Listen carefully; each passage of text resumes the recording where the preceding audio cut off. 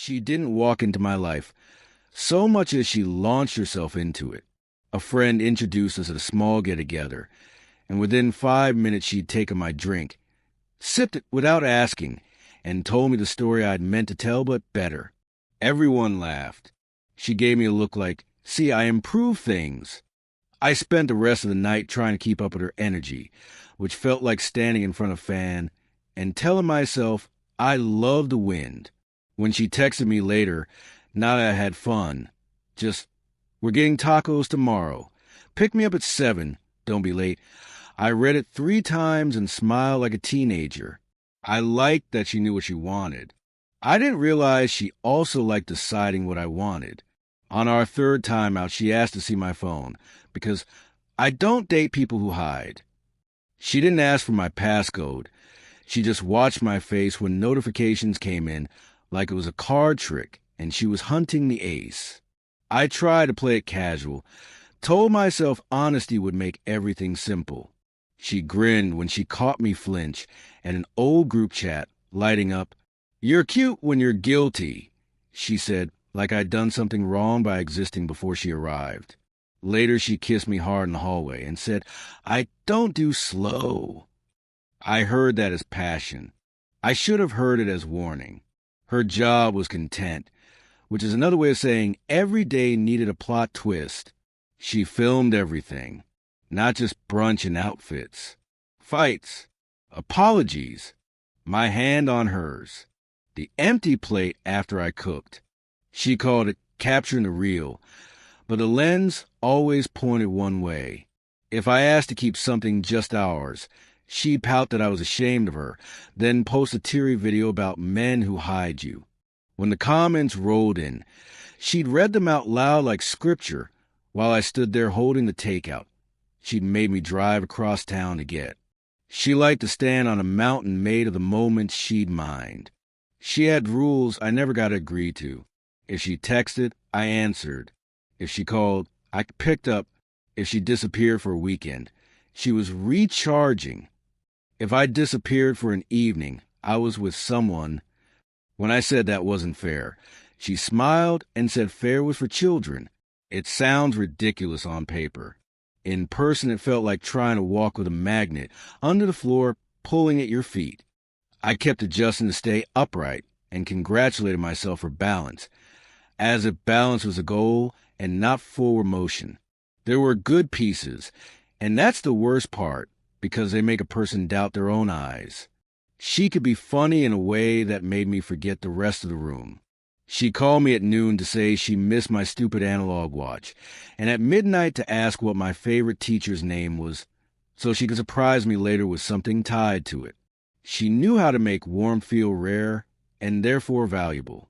When she sat cross-legged on my couch wearing my sweatshirt and asked me about the scar on my knuckle, I thought, this is a person who pays attention. I didn't see that attention turn into ammunition until much later.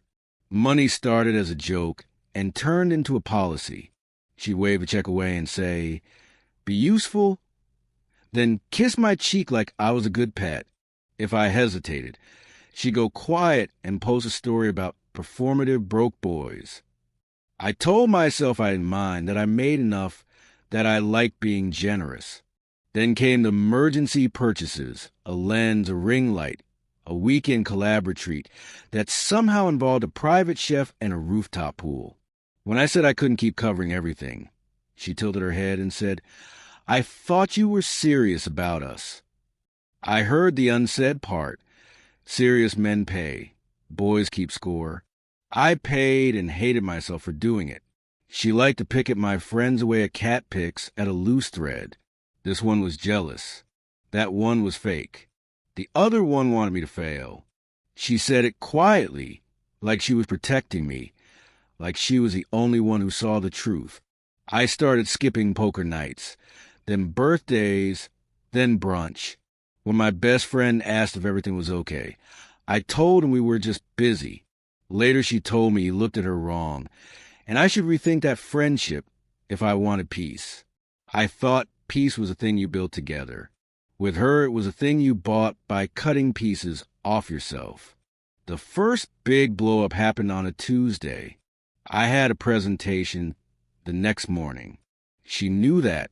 She came over at 9 and announced we needed to talk because she'd posted a video where she hinted at a breakup for engagement, and people were sending her, "Are you okay?" messages, and it would be dishonest not to escalate. I said I didn't have the bandwidth to perform a crisis. She called me selfish and said I didn't understand her work. I said I wasn't a prop. She smiled and said, "Everything's a prop if you frame it right," and held up her phone. I took it gently and put it face down. She left, slammed the door, posted a black screen with "Some people will never get it." I prepared until 2, slept badly, and still did fine. She texted, "Proud of you," like she hadn't tried to set our house on fire for warmth. We made up by ordering food and filming a playful cooking video where she smeared sauce on my nose, and I acted surprised. It got good numbers. She called us a power couple and said, "See? We win when we stop fighting." I thought we had stopped because I caved. I started recognizing the rhythm. Her spark, my smoke, her camera, my apology, her followers, my quiet. The first time I said no to filming, she went flat and told me I was sabotaging her. Then she kissed me like nothing happened. You can get addicted to whiplash if you call it passion often enough. She had a way of collecting my soft spots like souvenirs. My dislike of public scenes, my instinct to fix, my habit of double-checking locks. She teased each one out of me and later flicked them like switches. At a party, she'd say, "Don't be weird, loud enough for 3 people to hear." In a car, she'd touch my knee and say, "You're safe with me," right before asking to read my DMs for fun. I tried to draw a line, and she traced it into a smiley face and said, "Look, art." The night I got sick told me everything. Fever, chills, barely standing. I asked if we could move dinner. She said she'd already told people we were coming, and it would look bad if we didn't. I said I couldn't. She went without me, posted photos with captions about showing up for your people, came back at 1 in the morning and accused me of weaponizing illness. I lay there sweating and thought, I am a placeholder she uses when she needs a safe backdrop, and a villain when she needs a story. The thought scared me because it felt like betrayal to think it. It also felt like the first true thing I'd said to myself in months. I didn't leave then. I wish I had. I told myself love was effort, and I hadn't tried hard enough.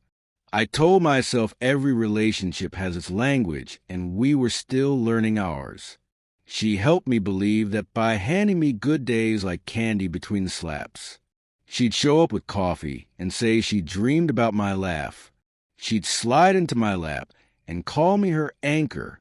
Then she'd vanish for 2 days and return with a smile and a new rule. It's impressive how much confusion you can survive if you only look at the moments that feed you. The end of the beginning came when she told me she wanted to elevate our relationship with a brand deal. She'd found a company that wanted to sponsor a series where couples solve conflicts on camera. "It'll be therapeutic," she said. "We'll get paid to grow." I said no. She got quiet in that way that meant something was about to break. "So you don't believe in us," she whispered, and turned her head just enough that her lashes would catch the light, if a lens had been there. I said I believed in privacy.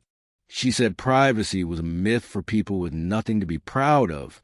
I stood in my own kitchen and realized I was about to be edited out of my own life if I didn't speak up. I didn't say anything wise. I just said, "I can't do this," and watched the room tilt. She didn't cry. She didn't beg. She said, "You'll be back," like a curse and a promise, then took the mug she liked best even though it was mine and walked out. 5 minutes later, my phone buzzed with a post about choosing yourself. The comments were full of hearts and swords and strangers calling me names without knowing me. I turned the phone face down and stared at the ceiling until the feeling passed. It didn't, not that night, but a sentence settled in me and wouldn't move. If I go back, I'm telling myself I deserve this. I didn't know what the rest of the story would be yet. I only knew the first chapter had to end here, before everything I recognized about myself got turned into props for someone else's plot.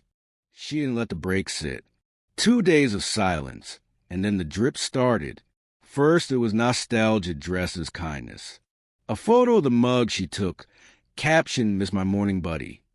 A voice note where she laughed at the way I say espresso, like I was already in on the joke. I typed "bring the mug back" and deleted it. I typed "please stop" and deleted that too. I put the phone face down and tried to work. An hour later, a friend texted me a screenshot of her story. A blurry selfie, mascara perfect. The words, "Some men fear strong women," floating over her shoulder. Comments full of applause from people who don't know me. I felt the oldest to defend myself, to post screenshots and timelines, and the calm tone that sounds reasonable until you realize you're arguing with a fog machine. I did nothing. Doing nothing felt like holding a door shut in a storm. She turned up at my place with the excuse of "forgot something," wearing the sweatshirt she'd stolen, so it looked like coming home. I opened the door on the chain. She smiled like a stage light and said we should talk without the internet in the way. Her phone sat screen down in her hand, which is how I knew it was already rolling. I said to email me about anything practical and close the door gently. 10 minutes later, she posted a black screen about being locked out by a coward. My neighbor asked if everything was okay. I told him the truth for once, and he nodded like he'd had a version of this on his floor last year. That made me feel less crazy than any speech I could give online. The brand deal didn't die with us. She filmed a pilot with someone else a week later. I didn't watch, but people sent me clips anyway. She told a neat story where I was controlling, jealous, threatened by her success. Clean shapes, easy villains. She was good at it. She's always been good at stories. I forced myself to remember that other people's opinions don't change what happened in my kitchen. The truth isn't a poll. It doesn't need 51% to be real. She kept the pressure on in smaller ways. A package arrived with my name but her return address, the mug box with tissue paper that smelled like her perfume. No note. I left it sealed on the counter for a day because touching it felt like pulling a pin. When I finally opened it, the handle had a hairline crack. I put it in the sink and turned the water on and watched the hairline grow until it was honest. I threw it out. Not a ceremony. Just trash day. Mutuals try to play peacekeeper. One message that she'd been so vulnerable lately, and maybe I could be the bigger person. I said the bigger person sometimes walks away first. He said I sounded bitter. Maybe I did. What I didn't say was that being bigger had started to mean being absorbent, taking whatever got thrown and calling it strength because I didn't shout. I wasn't auditioning for that part anymore.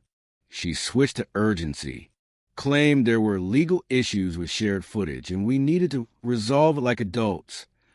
I replied from a separate email that I did not consent to being filmed and any video of me should be deleted. She sent a 12-paragraph response about fair use, community guidelines, art. I sent one sentence. Remove my face and voice from everything.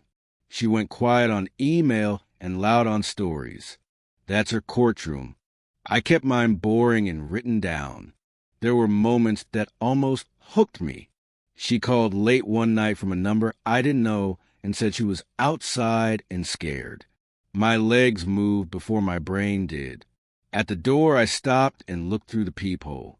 She was crying into her phone, but the camera was angled perfectly, the streetlight catching the tears like they practiced. I stepped back, called a ride share to the nearest friend she still had, texted her the code, and didn't open the door. She posted that I left her on the street. I slept badly and still knew I'd done the right thing. The quiet in my apartment felt new and suspicious. I didn't realize how many small reflexes were tuned to her, reaching for silent mode before showers, checking rooms for good angles before we sat down, picking restaurants with lighting she'd approve, so she wouldn't be angry before we even ordered. It took days to stop doing that. And every time I caught myself, it was like finding a string tied to my wrist and cutting it with my teeth. I started filling the space with things that didn't need an audience. Reading a chapter without highlighting a quote for later. Boiling pasta and letting it be just pasta, not content.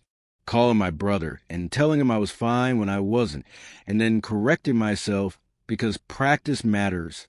She tried one more angle that used to work on me. Guilt through generosity. A courier dropped off a box with expensive headphones and a note that said, "For your focus, I believe in you." It would have landed months ago. Now I saw it for what it was, a rope with velvet on it. I sent them back with refused on the label. She posted a meme about men who can't accept nice things.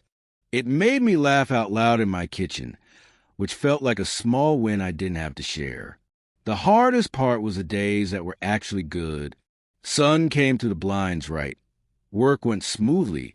A stranger held a door for me, and I remembered that people could be kind without a camera.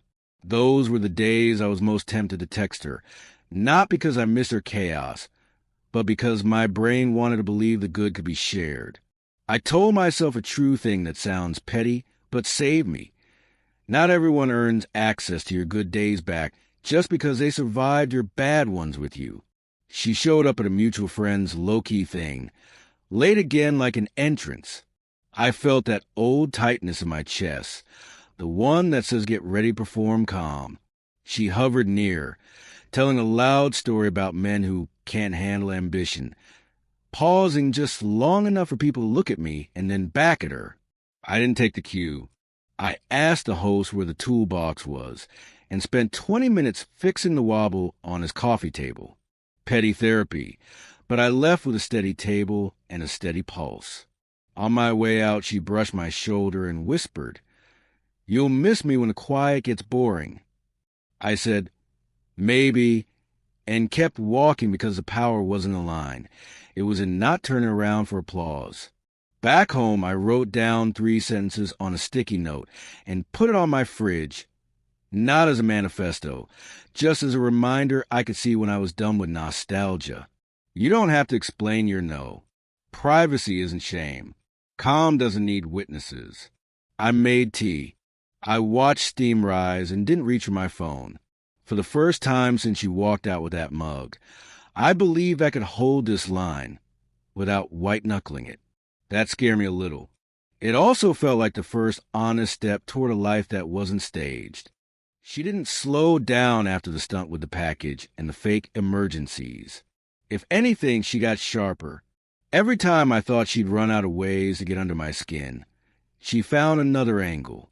One week it was pity, the next it was rage, then she'd circle back to sweetness like the last round had never happened. That was her rhythm. Hit you from every side until you forget which way is out. She started turning mutual friends into spies. I get messages like, "She says you're still hung up on her," or "She told us you texted her at night." None of it was true. I hadn't touched my phone. But lies have a way of leaving stains, even if people don't believe them fully. You end up cleaning a mess you didn't make. One night, I finally told a friend straight, "If you bring me her words, you're bringing me poison. I don't want it anymore." He got quiet. A few days later, he admitted she'd pressured him to check in on me. That's when I realized she wasn't done using me as a storyline, even without me around. The thing that shook me most was how fast she moved on publicly. Photos with someone new, captions about finally being loved right, comments from strangers cheering her glow up. At first it felt like knives. Then it hit me. This was just the same script with a new actor. She didn't reinvent herself. She just swapped a prop. That thought freed me more than anything else had. It wasn't that I wasn't enough. It was that no one could be, because the role wasn't real. She tested me one last time at a mutual event. Walked in late, loud, glowing, wearing something she knew would pull eyes. She made a point to laugh near me, not with me. Later she brushed past and said under her breath, You'll regret it when he leaves too. I didn't answer. I went outside, breathed the cold air, and realized I wasn't shaking. That was new. I could see the game without wanting to play. That's when I knew I'd really left. Not just a relationship, but the orbit she built around it. Back home, I didn't celebrate. I just sat down, made tea, and read in silence. For the first time in months, the quiet wasn't a trap. It was mine, and that felt better than any high she ever gave me. She came back louder when she realized the soft tactics weren't working. Suddenly, my name started popping up in places I didn't expect. A cousin messaged me to ask if it was true that I hated women. Someone from work pulled me aside after hearing I'd financially controlled an ex. None of these words had ever been part of my life until she dropped them like breadcrumbs, and it didn't matter whether people believed them fully or not, they stuck. I walked into rooms already guilty in someone else's script. That's when I understood her favorite trick wasn't fighting with me. It was building a version of me she could parade to an audience. At first I wanted to fight it, to clear my name, to dump every screenshot and chat log into the world and shout until everyone saw the truth. But the more I pictured doing that, the more it looked like she'd already won. I'd be performing on her stage again, feeding the same cycle that drained me. So I stayed quiet in public and started speaking plainly in private. When people asked, I didn't defend myself with paragraphs. I just said, that's not what happened and I don't owe you proof. Some looked uncomfortable. Some nodded. Either way, I walked away lighter. The real shift happened when I stopped waiting for her silence to mean peace. For weeks, every time she went quiet, I braced for the next wave. A new story, a new dig, a new emergency. And sure enough, she always came back with something. But then one afternoon, sitting in my kitchen, I caught myself checking my phone again, waiting for her to move, and I thought, she doesn't even need to send me a message anymore. I'm still dancing to her rhythm. That thought made me sick. I left the phone in another room and went for a walk. The world was boring. People mowing lawns, kids on bikes, the smell of someone burning dinner, and it felt more real than anything I'd had with her in months. Of course, she tried to yank me back. She sent me an email not long, just one line. I forgive you. That was her favorite move. Make herself the judge. Hand me a verdict I never asked for. Act like she was a bigger person. I stared at it for a while and then deleted it. No reply. No speech. Just delete. That single action felt stronger than any comeback I could have written. Then came the stunt with her mother. Out of nowhere I got a call. A polite but heavy voice telling me her daughter was struggling. And maybe I could just talk to her one last time for closure. I realized, and it wasn't just her pulling strings. She had recruited her family too. I said calmly, I hope she gets support, but it can't be me. Silence on the other end, then a sigh. When I hung up, I expected to feel guilty. Instead, I felt nothing, which, for me, was progress. She didn't stop, but the tricks got messier. A package arrived. Headphones with a note saying, for your focus, I believe in you. Once. That kind of gift would have hooked me, made me believe she cared under all the chaos. Now I saw it for what it was, a velvet rope disguised as kindness. I refused delivery. She posted something vague about men who can't handle generosity. I laughed for the first time in weeks. Not bitter, just actual laughter, like a bad joke had finally lost its punchline. The hardest test was seeing her in person again at a mutual friends gathering. She came in glowing, dragging attention behind her like a train, telling stories about toxic men who play the victim. Everyone looked at me, waiting for the explosion, but I didn't give her one. I sat on the floor with a screwdriver fixing a wobbly table leg. She walked past and whispered, "You'll miss me when the quiet gets boring." I didn't answer. I didn't even look up. Later, I went home and realized my hands weren't shaking.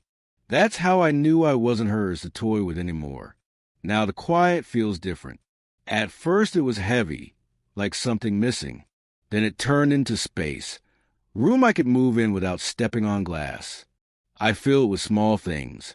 A run, a call to my brother, cooking pasta without filming it, sitting with a book that doesn't have to be quoted for likes. It sounds plain, maybe even dull, but I've learned dull is underrated. Dull is safe. Dull is mine. She still tries sometimes. A new account viewing my stories. A message sent from a fake number that says, "I know you still care. But the difference is, I don't feel the pull anymore. It's not that I hate her. It's that I see her clearly. And once you see clearly, you can't unsee. She was never going to change because the chaos is what she feeds on. And I'm finally done being the meal." I thought the last chapter would be loud, but it came in small pieces that fit together only when I stopped forcing them apart. One morning I woke up before my alarm and didn't reach for my phone. The habit was still there, but the need wasn't. I made coffee, stood by the window, and realized I hadn't imagined a conversation with her in days. That used to be my first thought, the fake courtroom in my head, where I tried to win a trial no one was holding. The room was empty now. I liked the echo. She tried once more with a long message dressed up as honesty. She wrote that she'd done the work, that I'd misunderstood her purpose, that we owed our journey a final talk. Every sentence was a net. I read it slowly and felt nothing, but an old pull that didn't belong to me anymore. I answered in one line that I hoped she found what she was looking for, and that I didn't have anything left to give this. She sent a thumbs up and a broken heart, and then a quote about men fearing powerful women. I put the phone face down and went to the gym. By the time I finished my first set, the message felt like something that had happened to a different version of me. What surprised me was how much life I put on hold without noticing. I said yes to a weekend trip my brother had mentioned for months, just a cheap cabin and bad Wi-Fi. I cooked badly over a too-hot stove, and we laughed like kids who burned dinner and ate it anyway. No one filmed it, no one wrote a caption for it, and nothing in me reached for a camera to prove it happened. That was new. I slept hard on a thin mattress and woke up with sore shoulders and a quiet head.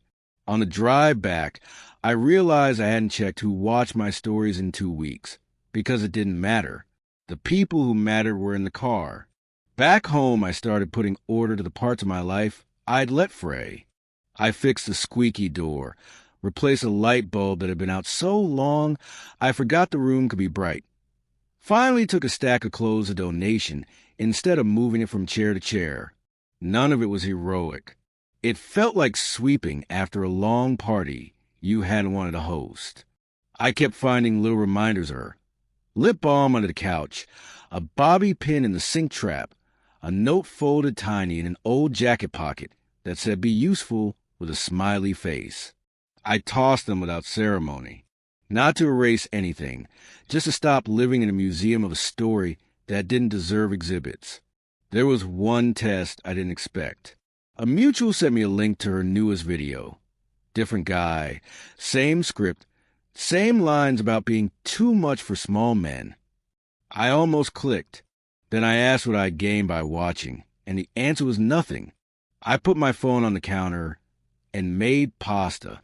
The water boiled over and hissed on the burner. I laughed and cleaned it up and kept cooking. Choosing pasta over proof felt silly and also like a skill I'd finally learned. I started talking to someone new, without making it a statement. It was coffee, then a walk, then a movie we both admitted was bad. I told her I wasn't ready for big promises. She said she wasn't collecting them. We talked like people, not contestants. When she texted, I didn't jump or delay on purpose. I just answered when I could. No rush, no performance. I didn't tell her about the past in one dramatic dump. I gave pieces when they were relevant and left out the parts that were just pain asking to be seen. I wasn't hiding. I was refusing to turn suffering into a personality. That felt like another clean line. The last contact from the old life came as a letter, not a message. She'd printed photos of us and wrote on the back of each one like a commentary track. When we were happy, when you loved me, when you stopped, it was meant to sting. It didn't.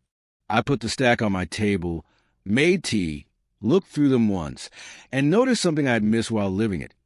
In almost every picture where she looked electric, I looked tired.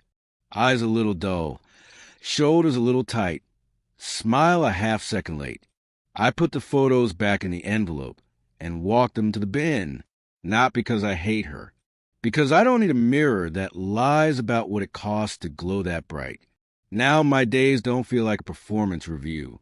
I go to work, I do my job, I say yes or no without turning it into a monologue. I see friends and we talk about things that aren't me. I cook and sometimes it's good, and sometimes I eat cereal at midnight, and both are fine. I sleep without rehearsing. I wake up without bracing. When a song comes on that she loved, I let it play without giving it a job. It's just a song again. If there's a lesson I can say plainly, it's this: peace is a grand prize you win for surviving chaos. It's a habit you build when you stop auditioning for someone who only likes you when you're bleeding. I didn't get stronger by holding my breath longer. I got stronger by deciding I'd only swim in water that doesn't try to drown me for drama.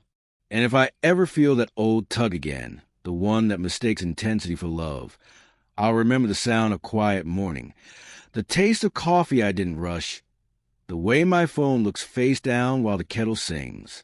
That's my ending. Not a speech, not a victory lap. Just a life I can live without calculating who's filming it.